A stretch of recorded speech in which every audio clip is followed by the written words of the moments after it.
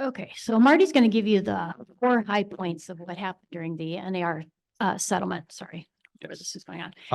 Go ahead. Extremely high level. And then after PJ will share something next week that will be happening.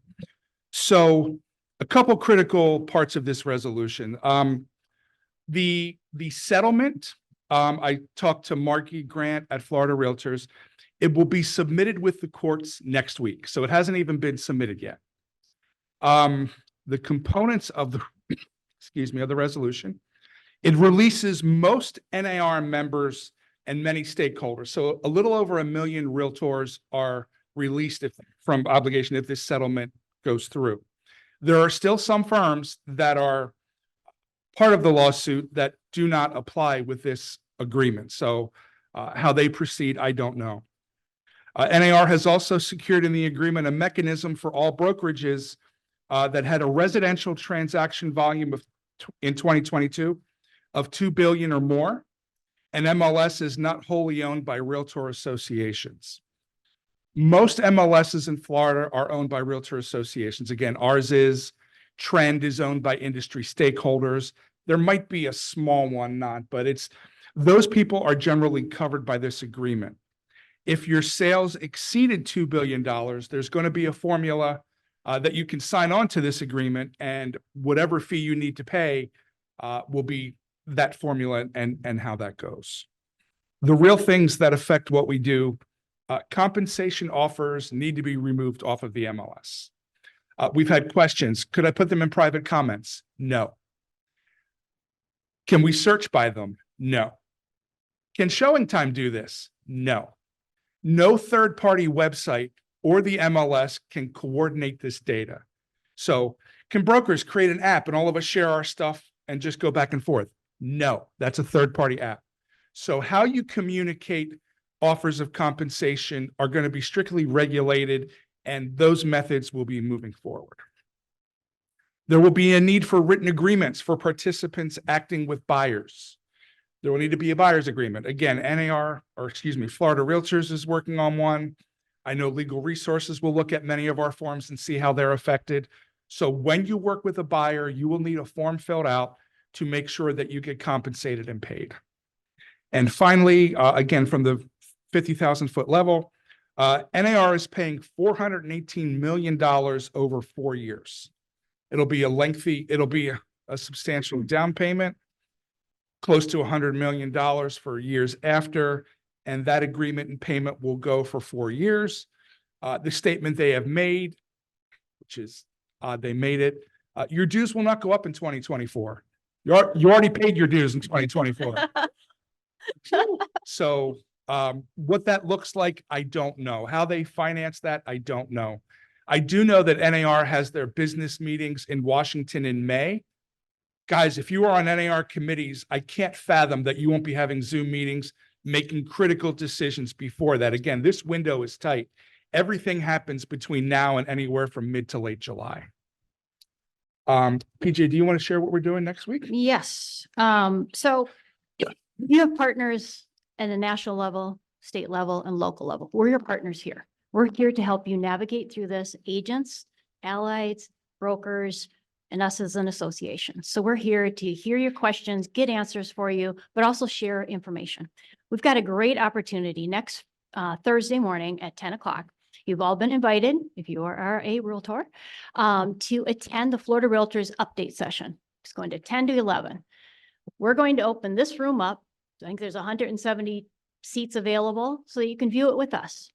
Following that meeting, we will have our own from 11 to 12, probably 12:30, so that we can answer questions that came up. They'll actually have content. We see a lot of webinars right now, a lot of Zooms, and the bottom line is, well, we have more questions than we have answers. So I'm hoping we'll get some answers. And that's a long time because it's only been a week. So it'll be, okay, so we have 6 more days and we'll maybe have some more answers. But even then, we want the questions so that we can field the questions and see if we can get them answered. We're all getting the information at the same time. Marty had good intel that he got yesterday from the AE's conference. We are led by Florida Realtors, Margie Grant. She is one of the best CEOs in the country. So we're very pleased to have her, and Marty's phenomenal. So we are going to put out that you can come here or register online and watch Florida Realtors. And after that, stay online, watch us live, or come in here and ask your questions live. Okay, so who's going to be answering your questions? Who's going to be doing this? All right. We haven't been just sitting around since I got installed. Since December, we have had a task force working on, I'm just going to say for the better term, what if, what's going to happen if this lawsuit comes down? I was hopeful that it would come during Terry Lynn's time. I cannot believe it happened during mine. Anyways, I'm a good planner. You could have done it. Anyways, you'll still get your chance to do all this fun stuff. So we've got a lot of stuff that's going to be coming down the pipe, and it's going to happen fast. So during that strategy sessions or whatever, we did a lot of work. So we're going to just jump in and then maybe just change it instead of what it was. It's not what if anymore. It's okay. What are we calling it? NAR Lawsuit Settlement or the Lawsuit No. Settlement Task? No, NAR Settlement Forum. Oh, the event. I think you meant the committee. Okay, Yes, the well, event. that's, we're a change of task force that way. So we have key people on this task force right now, and I am so lucky to have two attorneys on the board of directors. They don't serve as our attorneys, but their knowledge and wealth of insight is incredible. Christina Davido and Sean Gary are on that task force. Marcy Rogo, she's a national instructor. So ABR, buyer broker, she's done them for, I'm not going to say how many years, but decades. Okay, decades, not century. Okay, decades. So we're going to take that opportunity on that next Thursday to answer questions.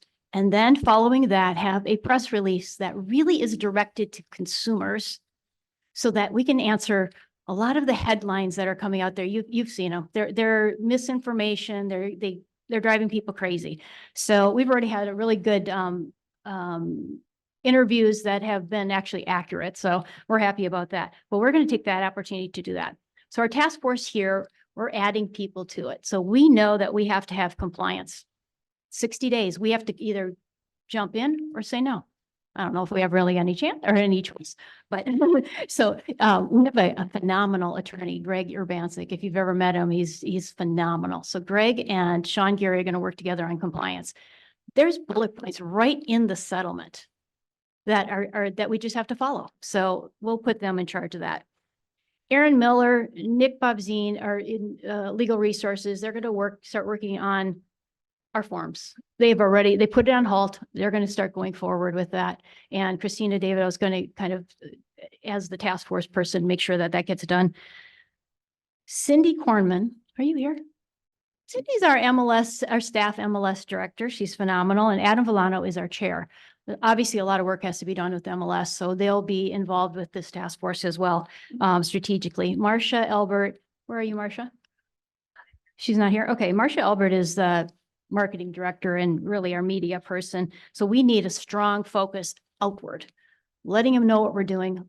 Agents, membership, brokers, and also our consumers. So we'll be putting that. And then we asked Rick Fioretti to join us because he's active on every level of governance, local, state, and national. So we'll get a past president involvement there too. So Marty's working on developing a portal on our website, probably a subdomain. You're already working on it? Yeah, there will be a page on our website strictly related to settlement issues. As we get new documents, we're going to post them there. The old ones will go down, and then you'll see all of that information hopefully in one place. To share as well PJ's comments, I'm grateful. This is an amazing NABOR team that you have. NABOR is unique, guys, in that we have the resources, we have the members, and we have the staff to be anything we have to be. There is no limit to what we can do to make sure you're educated, to make sure you're profitable, to make sure you can still continue business, which is it's a thrilling place to be. I mean, really, you guys don't lack for resources. You guys don't lack for knowledge. And so many people can't do what this organization can do. So I'm excited for what's ahead for you. So website portal, links to NAR, links to FR, FAQs, downloadable buyer information, assistance on the broker forum for brokers. Talked to a broker the other day and he said, I didn't even know we had a lawsuit. So we need to do a better job of informing. That kind of scared me just a tad. But mainly what we really are going to do from a board standpoint is really take your questions and put them in a form and just keep answering them, and you'll have a really good set of FAQs. So, you know, that's kind of what we're doing outward facing. It's a lot of information. It's going to happen quick. We have 60 days to opt in, like I said, but it's very doable. It's very understandable. Do you have any questions? Yes. Incoming. Pretty loud. But anyways, I just wanted to find out if this also applies to rentals and commercial property. Nothing's been said about those. And I have a large rental department. We offer a compensation on MLS for the person who places the tenant. So I don't know, but my best guess is you said you offered on the MLS. The MLS can't offer compensation. So my best guess would be, yes, it applies to you as well. It's a good question. We'll write it down and get Yes. it, we'll get an assurance on that if we can. You know, this is still new to NAR, new to FR. We expect them to take time to, you know, help give guidance as well, but really good question. Okay, so I really want you all to sign up next Thursday. Another We question? have another question.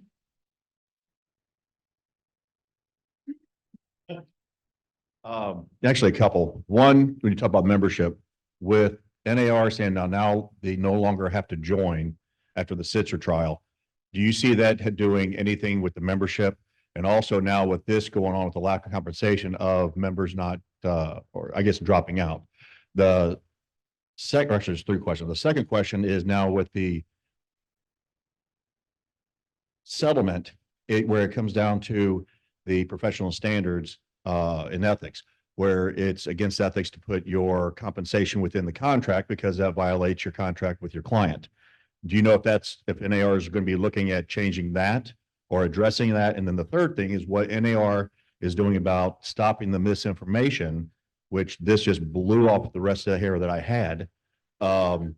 Yesterday, I read two New York Times supposedly journalists that said that now this is going to take away the standard of 5 to 6% commission. This keeps getting put out there, and I don't see any rebuttal to that or calling them out or even suing them for that type of stuff, because that's what has affected all of us. Well, I'll take number 3. Okay. Okay, that's the easy one.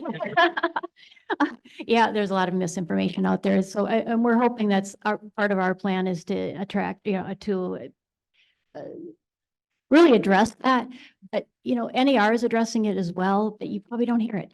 I mean, there's a group that hears it and then there's others that don't. So we're hoping that we'll be the voice of NAR and also FR. But I'm sorry, what, Marcy? Yeah, no, absolutely. So part of what we're doing with this whole rollout is to address those kind of things and just spin the positive, spin what's accurate. And we totally see it.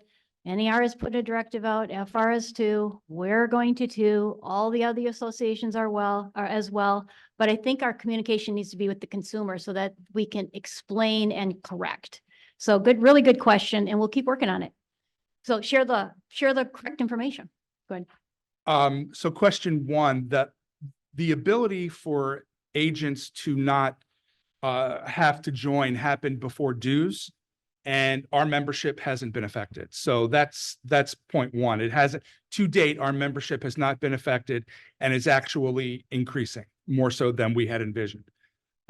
Could a new industry practice affect membership? Absolutely. I mean, I don't know what that would look like, but if the business changes substantially, could that have an effect on not only our membership, but nationwide? I would have to think, yes, it could. But until we see what the parameters are, until we see what happens, I don't have a definitive answer. Somebody asked me a question the other day about, are these the craziest times? I've been doing this for 30 years, and I would suggest to you, the topic changes, the level of crisis doesn't change. It used to be COVID. It used to be, oh my God, we have 40 months of inventory.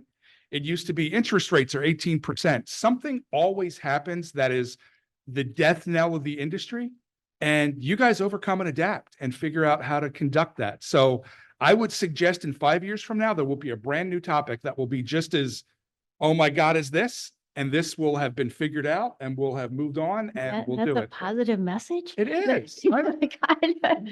No, I mean, yeah. When I first started, Microsoft was going to put you guys out of business. That didn't happen. I buyer. I'm like, Yeah. no, there's always something, but yeah, no, and you had the question about professional standards. Yeah, oh, okay, so from Marcy, who is our resource there, she feels that that will change in May. Yes. Yeah.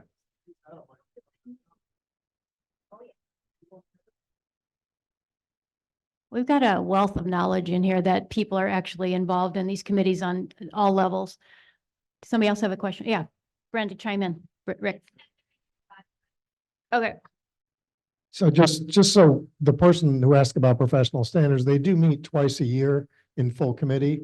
And so in May, I serve and Brenda serves on that committee nationally. So we'll be able to bring it right back to NABOR without delay, any information that we get.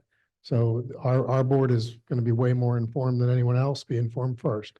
Right now, nothing has come through from that committee. We just were in Chicago and that wasn't a topic of discussion because the settlement hadn't been made.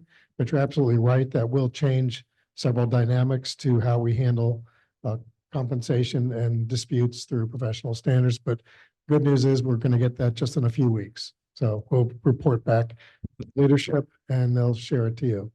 fantastic. I think we'll close it down right now because it is past our time. But I really would love that if you would sign up and actually come in person. And if you can't, be online, because I think that's going to be actually content that that we can actually find value in, instead of us talking about the same things. Here's the 4 points. We don't know. Great question. We don't know. I think we'll know something next Thursday. If we don't, we'll just keep a list and we'll keep responding to you. Please look at your upcoming events. All right. One more and that's it. Sorry. If we can. PJ, Will Dukes here. First off, from a lender's perspective, we are getting lots of questions about this. And to be perfectly honest, until we see which way the realtors pivot, the only thing we can internally discuss is potential outcomes and how would we react to that. So we really don't have a whole lot of solutions on our end. The other question I had was this: we're seeing a lot of Zoom stuff, corporate wide. And one of the ones, and I pulled it up here, there's a company called Adena Realty, who evidently is one of the largest real estate companies in the nation. Mhm. And they are specifically stating that they are going to be indicating on the MLS, go to our website. And on their website, they're going to discuss what compensation they will be paying to buyers agents. That seems to fly in the face, Marty, to what you said as far as third party. No. So from what I understand as well, brokers may list compensation on their website as a business decision on their website. A third party site is a conglomeration of data going in one spot. So a broker, from what I understand, again, this can change. A broker may list how they compensate on their website. You can't have a website called broker compensation that all of you put your stuff on. That's the differentiation that I've been told. Well, great question. And actually, we'll make sure we send our FAQs and information out to the allies and affiliates as well, because you're fielding the questions as well, I can tell.